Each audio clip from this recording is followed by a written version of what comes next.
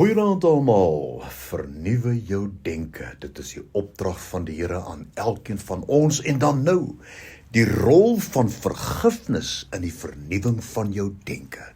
Romeine 12 vers 1 en 2, ek vermaan julle dan by die ontferminge van God, dat julle julle liggaam stel as 'n lewende, 'n heilige en aan God welgevallige offer. Dit is julle redelike godsdiens. Redelike godsdiens is daardie dinge waaroor jy besluit hoe jy dit gaan doen. Moenie verander en word soos die mense van hierdie wêreld nie, maar laat die Here toe om julle manier van dink te verander, sodat julle kan weet en doen wat reg is, goeie dinge waarvan hy hou, dinge wat volgens sy wil is. Jy weet, een van die mees belangrikste aksies om die proses van vernuwing van die gemoed, om die manier van denke te verander, maar ook om binne die raamwerk van hierdie vernuwing te bly, is vergifnis.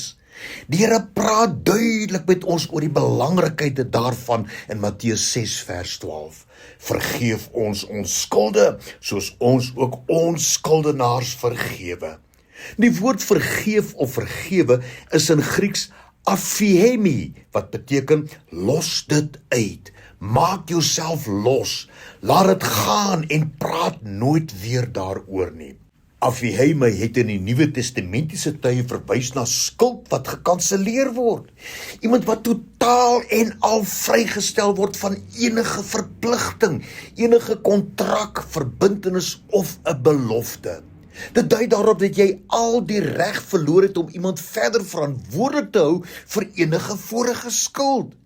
In wese skuld die woord vergewe of aphiemi die prentjie van totale bevryding wat jy toestaan aan iemand. In kort beteken vergewe dat jy nie meer die reg het om iemand gijslaar te hou vir iets wat gebeur het nie. Dit is die wyse waarop die Here ons vergewe.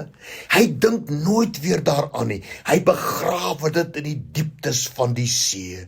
Matteus 6 vers 12, vergeef ons skulde, soos ons ook ons skuldenaars vergewe. Jy weet, vergifnis gaan nie oor die persoon wat jy vergewe of vryspreek nie, maar dit gaan uitsluitlik oor jou verhouding met die Here. Jesus gaan verder en hy beklemtoon die waarde in die noodsaaklikheid van vergifnis in Matteus 6 vers 14 en 15. Want as julle die mense hulle oortredinge vergewe, sal julle hemelse Vader julle ook vergewe. Maar as julle die mense hulle oortredinge nie vergewe nie, sal julle Vader julle oortredinge ook nie vergewe nie.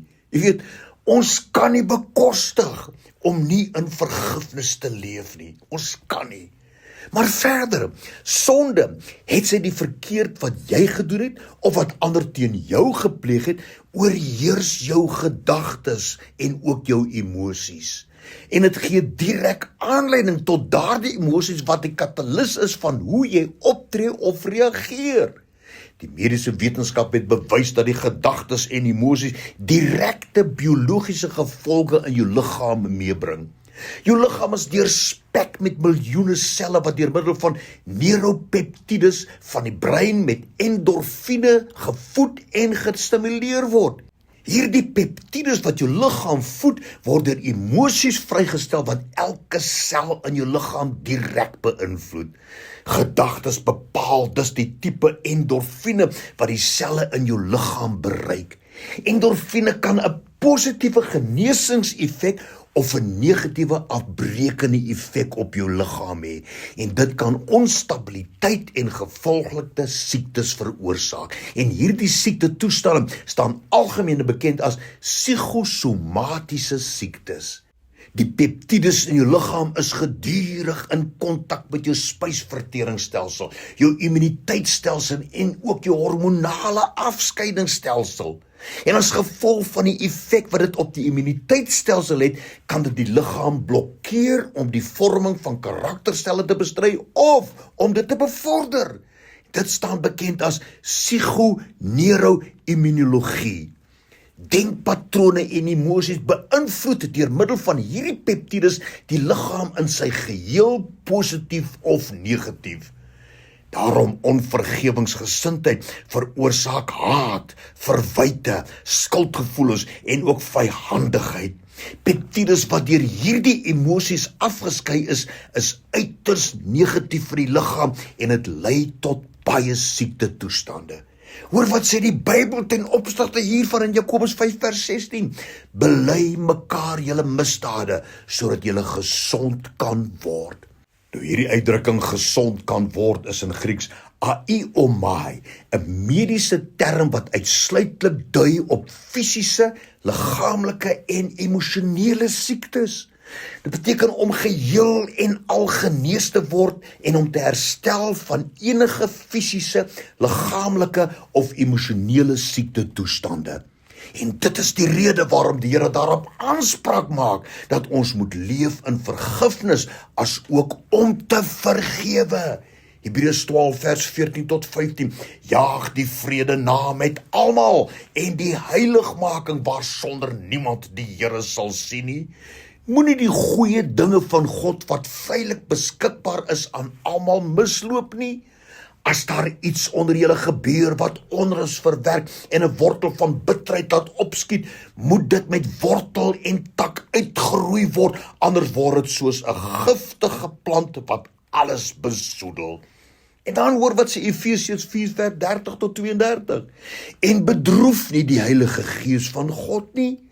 Alle bitterheid en woede, toorn en geskreeu en lastering moet van julle verwyder word saam met boosheid. Bedeel jou hiermee, anders bedroef jy die Heilige Gees, né? Hy gaan verder in vers 32, maar wees vriendelik en vol ontferming teenoor mekaar. Vergeef mekaar, soos God ook in Christus julle vergewe het. En as jy nie iemand kan of wil vergewe nie, maak nie saak wat die persoon nie gedoen het nie, dan bedroef jy die Heilige Gees. Romeine 12 vers 17 tot 18, vergeld niemand kwaad vir kwaad nie, bedink wat goed is vir alle mense, en sover as dit van julle afhang, leef in vrede met alle mense. Ek wil herhaal wat ek vroeër gesê het, vergifnis, om iemand te vergewe of om iemand vry te spreek, maak nie saak wat daardie persoon of instansie teen jou gedoen het nie. Dit gaan nie oor daardie persoon of daardie instansie nie. Daaraan kan jy niks doen nie, maar dit gaan uitsluitlik oor jou en jou verhouding met die Here. Daarom, vernuwe jou denke deur te leef as iemand wat vergewe is, maar ook as iemand wat vergewe. Want vergifnis maak jou vry. Dankie Here, help ons in hierdie ernstige saak, o Vader, om te vergewe, om weg te draai, om ons los te maak en om aan te gaan, ons hand in U hand. Amen.